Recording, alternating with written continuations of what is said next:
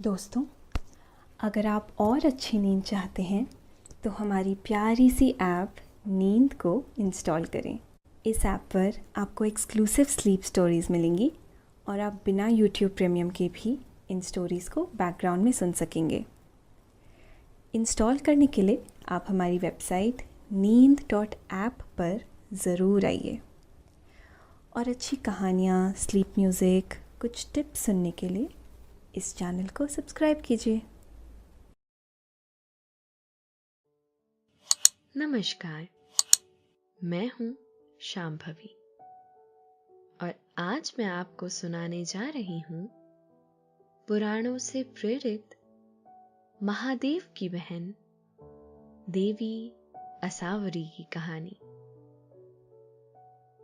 ये कहानी आपके मन को शांत करके आपको एक गहरी नींद में ले जाएगी। दुनिया भगवान शिव को तो बहुत अच्छे तरीके से जानती है, परंतु भगवान शिव से जुड़ा एक ऐसा पहलू है जिससे दुनिया अभी तक परिचित नहीं है। यह पहलू भगवान शिव की एक हैरत अंगेज कहानी से जुड़ा हुआ है। कोई शायद ही यह बात जानता होगा कि भगवान शिव की एक बहन भी थी। जी हां, आपने ठीक सुना। भगवान शिव की एक बहन भी थी जिसका नाम था देवी असावरी। अब आप ये सोच रहे होंगे कि जिन भगवान शिव का अस्तित्व जन्म और मरण से भी परे है, उन भगवान शिव की कोई बहन किस प्रकार हो सकती है। परंतु शास्त्रों और पुराणों की बात करें तो एक पुराण ऐसा है जो भगवान शिव की इस कहानी का उल्लेख करता है। शिव पुराण के अनुसार ये बात पूर्णतः सत्य है कि उनकी एक बहन भी थी, जिन्हें उन्होंने माता पार्वती के कहने पर अपनी माया शक्ति का प्रयोग करके बनाया था। तो चलिए जानते हैं आज की हैरान कर देने वाली कहानी में कि किस प्रकार भगवान शिव ने अनोखे तरीके से अपनी कुछ शक्तियों का इस्तेमाल करके अपनी बहन को जीवन दिया। लेकिन पहले आप अपने आसपास की सारी लाइट्स ऑफ करके आराम से लेट जाएं। अपनी आंखें धीरे से बंद कर लीजिए। अब थोड़ा सा अपने शरीर को आराम दीजिए। थोड़ा और आराम। अपने शरीर को बिल्कुल ढीला छोड़ दीजिए। कोई टेंशन नहीं, कोई तनाव नहीं। अपने दिमाग में चल रहे सभी विचारों को, चिंताओं को त्याग दें। एक शांति सी महसूस करें। सारी नेगेटिव, सारी पॉजिटिव विचारों को धीरे धीरे निकाल दें। हाथों को सीधा करें और अपनी कमर के साइड में रख लीजिए। अब अपनी सांस पर ध्यान लगाएं। इसको धीमे या तेज नहीं करना है, बस ध्यान देना है कि कैसे वो आपके अंदर प्रवेश कर रही है और कैसे वो वापस आपके गले और नाक के माध्यम से वापस निकल रही है। आपका मन शांत, एकदम शांत होता जा रहा है। आप अच्छा महसूस कर रहे हैं, खुद को काफी हल्का फील कर रहे हैं। हर तरफ शांति है, सुकून है, खामोशी है। जब भी पुराने वेदों, पुराणों और उपनिषदों की बात की जाती है तो हम उनकी सभी बातों पर यकीन नहीं कर पाते, केवल उन्हीं बातों पर यकीन कर पाते हैं जो हमने पहले से सुन रखी हों और जिन्हें हम देखते रहते हैं।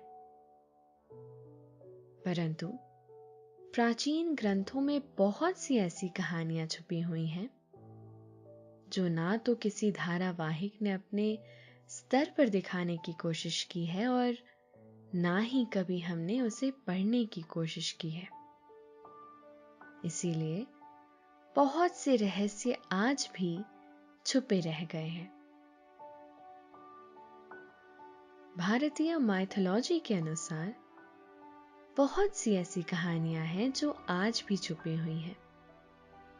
ना तो कोई उन्हें पढ़ने में रुचि लेता है और ना ही कोई उन अनछुए पहलुओं को वापस से जागृत करने की कोशिश करता है।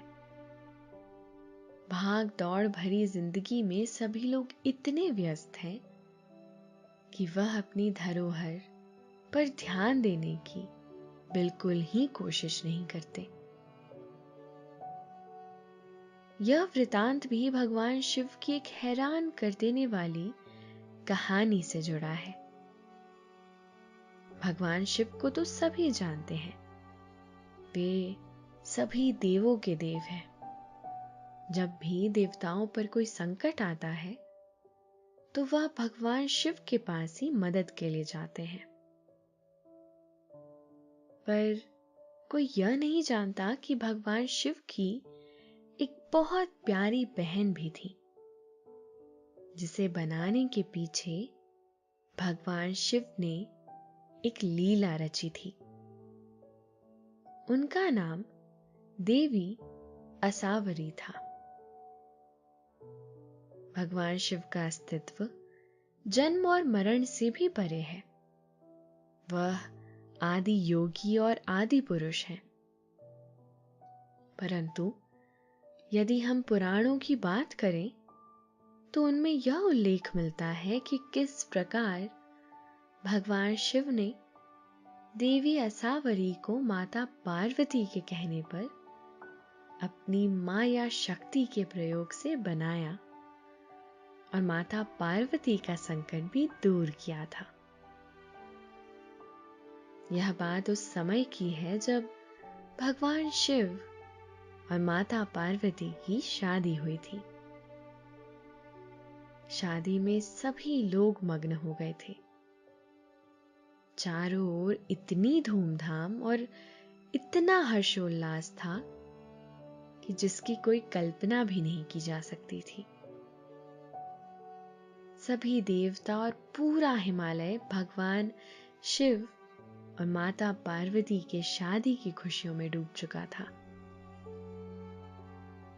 दूर दूर से विमानों पर देवता सवार होकर भगवान शिव और माता पार्वती का विवाह देखने के लिए आए थे। नाग, यक्ष, किन्नर, देवता, भूत और भगवान शिव के प्रिय सभी भक्तजन भी उस समय वहां पर उपस्थित थे। जब भगवान शिव माता पार्वती के साथ शादी करके उनके साथ कैलाश पर्वत आए तो माता पार्वती भगवान शिव के साथ आनंद पूर्वक रहने लगी। उन्हें कैलाश पर्वत पर किसी प्रकार की कोई कमी न थी। दोस्तों, अब से आप bedtime stories, guided meditations, relaxing music, इन सब का आनंद नींद ऐप पर ही उठा सकते हैं। महादेव ने माता पार्वती के सम्मान में कोई कमी नहीं छोड़ी थी, परंतु माता पार्वती ये भी जानती थी कि वह क्या करने जा रही हैं। वे ऐसे अवघड़ सन्यासी और बैरागी पुरुष को अपने पति रूप में स्वीकार कर चुकी हैं, तो उनकी जीवन शैली भी वैसी ही होगी और उनके आसपास के लोग भी उनके अनुसार ही होंगे। इसीलिए माता पार्वती कैलाश पर रहते हुए जब यह बात सोचने लगी कि यहाँ पर कोई भी स्त्री नहीं है, चारों तरफ केवल आदमी ही मौजूद हैं, तो उन्हें इस बात की बड़ी चिंता होने लगी कि वह किस प्रकार अपने मन के विचार अपनी किसी सहेली से कह पाएंगी, क्योंकि वहां पर तो कोई भी स्त्री उपस्थित नहीं थी। वह कैलाश पर्वत पर थोड़ा अकेला महसूस करने लगी थी। अकेले में वह अपने परिवार के बाकी परिजनों को याद किया करती थी, लेकिन माता पार्वती सबसे ज्यादा अपनी बहनों को याद किया करती थी, क्योंकि कैलाश पर वह अकेली महिला थी। एक दिन माता पार्वती जी ने मन बनाया कि वह अपने मन की व्यथा को भगवान शिव के सामने प्रस्तुत करेंगी। एक दिन मौका पाकर माता पार्वती ने भगवान शिव के चरणों की सेवा करते समय उनसे अपने मन की बात कही। उन्होंने अपना पक्ष भगवान शिव के सामने कुछ इस प्रकार रखा कि हे महादेव, मैं जानती हूं आप मुझसे बहुत अधिक प्रेम करते हैं, परंतु बहुत दिनों से मैं ऐसा सोच रही हूं कि काश यहां पर कोई स्त्री होती जिससे मैं अपनी मन की बातें कर सकती। मैं यहां कैलाश पर्वत पर अकेली स्त्री हूं और कभी-कभी अकेलापन महसूस करती हूं। तब भगवान शिव जी ने माता पार्वती से कहा, हे प्राण प्रिय, तुम ऐसा क्यों सोचती हो? तुम्हें यहां कैलाश पर किसी बात की कोई कमी नहीं होगी। जब भी तुम्हारा किसी स्त्री से बात करने का मन करे, तो तुम बाकी सभी देवियों के पास जा सकती हो। भगवान शिव की बात सुनकर माता पार्वती ने कहा, आप ठीक कहते हैं प्रभु, परंतु यहाँ कैलाश पर भी कोई होना चाहिए जिससे मैं अपने मन की बात कर सकूं, अपने सुख दुख बांट सकूं।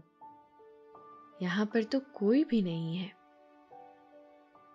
वह भगवान शिव से इस प्रकार हट करने लगी कि भगवान उन्हें कई प्रकार से समझाने की कोशिश करते, परंतु वह नहीं समझती। भगवान शिव ने माता पार्वती को समझाते हुए कई बार कहा कि देख लो, तुम्हें ही संभालना है। तुम्हारी यह इच्छा अच्छी है या बुरी, यह तो भविष्य में ही पता चल जाएगा, परंतु कल को अगर कुछ भी हो तो तुम मुझसे मत कहना। 1000 बार सोचकर मुझे जवाब दो। कई बार मनुष्य की इच्छा उसे संकट में भी डाल देती है। सोच समझकर मुझे बताओ कि तुम क्या चाहती हो। भगवान शिव त्रिकालदर्शी थे। वह सभी कालों का ध्यान रखते थे, इसीलिए उन्हें महाकाल भी कहा जाता है। महादेव यह बात जानते थे कि भविष्य में क्या हो सकता है। उन्हें इस बात की भनक थी, परंतु फिर भी वह माता पार्वती की इच्छा के सामने विवश थे। कहते हैं, पत्नी के सामने कोई भी पुरुष बड़ा ही विवश हो जाता है, चाहे वह देवता ही क्यों ना हो। माता पार्वती ने कहा कि आप कुछ भी कीजिए, कोई भी जतन कीजिए, परंतु मुझे एक ननद चाहिए। आप किसी भी प्रकार मेरे लिए कहीं से भी एक ननद लेकर आइए। तब भगवान शिव के पास कोई चारा नहीं बचा। वह माता पार्वती की इच्छा के सामने बेबस हो गए थे। अपने प्राणों से प्यारी पत्नी के लिए वह कुछ भी करने को तैयार थे। उन्होंने माता पार्वती की इच्छा पूरी करने के लिए सब प्रकार से सोचा, परंतु उन्हें समझ में नहीं आ रहा था कि वह किस प्रकार एक स्त्री को लेकर आए।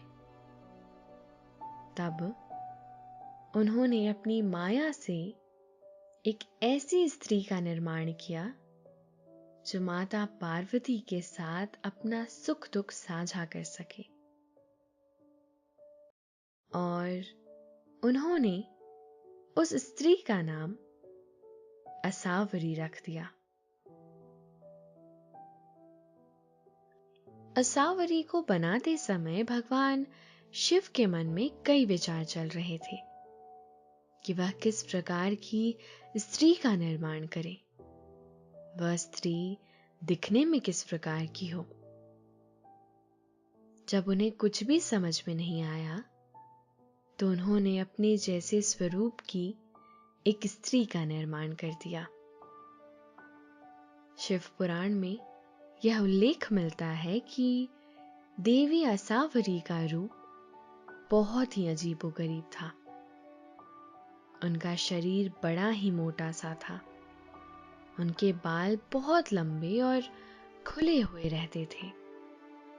पैर की एड़ियां भी फटी हुई रहती थी। शरीर पर उन्होंने कुछ भी धारण नहीं कर रखा था, और उनकी त्वचा लगभग जानवरों के जैसी थी। परंतु फिर भी माता पार्वती अपनी ननद को देखकर बहुत अधिक प्रसन्न हुई।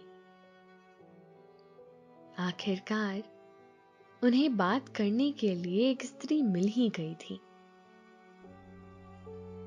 भगवान शिव ये देखकर निश्चिंत हो गए थे कि उनका काम हो गया है, परंतु आगे क्या होने वाला था इस बात से भी अनजान थे। माता पार्वती ने बड़े चाव से अपनी उस ननद को गले लगाया और उसे पहनने के लिए नए नए वस्त्र दिए। दोस्तों, अब से आप bedtime stories, guided meditations, relaxing music, इन सब का आनंद नींद ऐप पर ही उठा सकते हैं। देवी असावरी ने एक दिन माता पार्वती से कहा कि मुझे बहुत अधिक भूख लगी है, कृपया करके आप मेरे लिए कुछ लेकर आइए, कुछ खाने के लिए दीजिए। माता पार्वती ने बड़े चाव और प्रसन्न मन से अपनी ननद के लिए बहुत से पकवान तैयार करवाए और देवी असावरी के सामने परोस दिए गए। देवी असावरी उन्हें लगातार खाए जा रही थी, परंतु उनकी सुधा तृप्त नहीं हो रही थी। उनकी भूख शांत नहीं हो रही थी। उन्होंने और भी ज्यादा भोजन मांगना शुरू कर दिया। देवी पार्वती की रसोई में जो कुछ भी था, उन्होंने सब कुछ देवी असावरी के सामने परोस दिया, परंतु उनकी भूख अभी भी शांत होने का नाम ही नहीं ले रही थी। देखते ही देखते देवी असावरी कैलाश का सारा भोजन चट कर गई। सभी लोग यह देखकर हैरान थे और हतप्रभ खड़े हुए थे।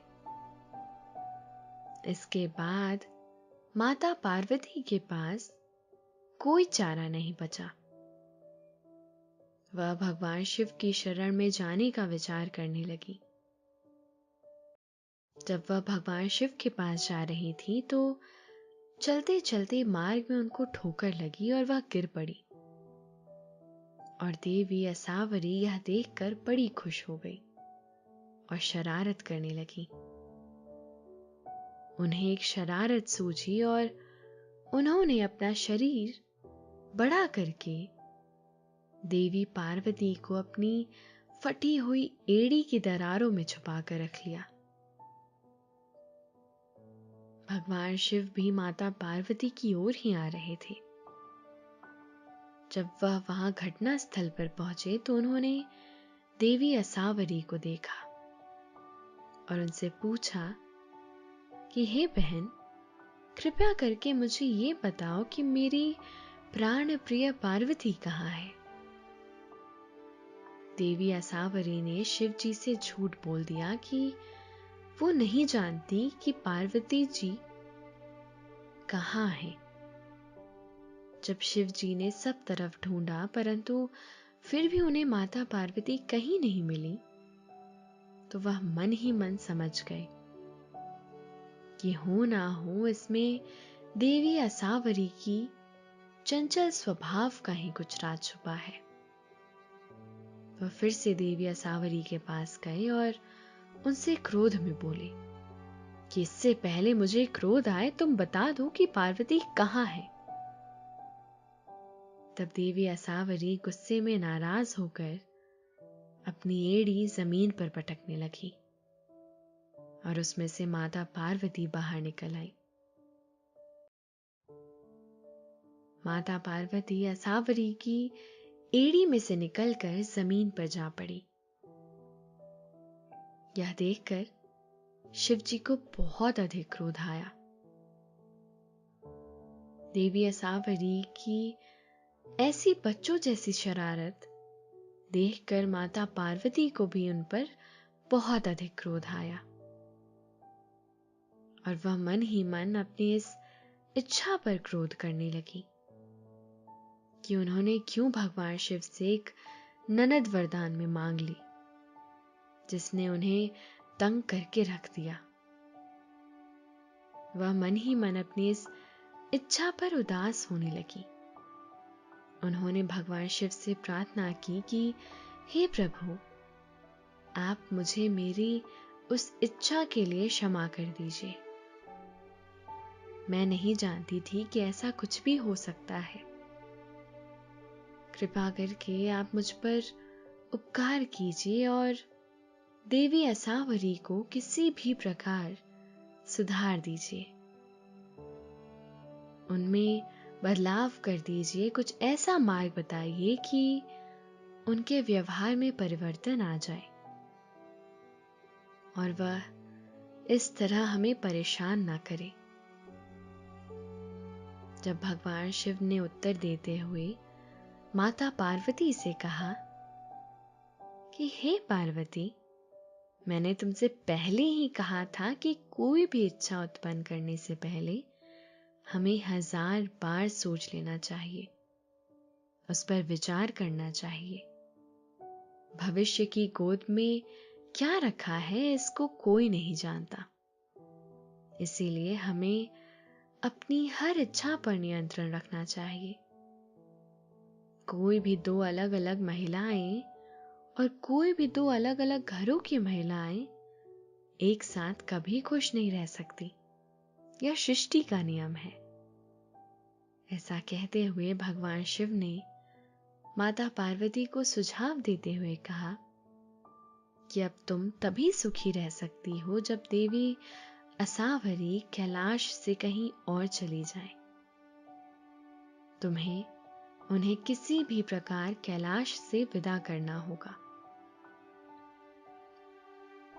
माता पार्वती वैसे तो मन ही मन सोच रही थी कि आखिर क्यों उन्होंने भगवान शिव को मजबूर करके एक ननद उत्पन्न करवाई और फिर इस तरह उन्हें उसे कैलाश से विदा करना पड़ रहा है।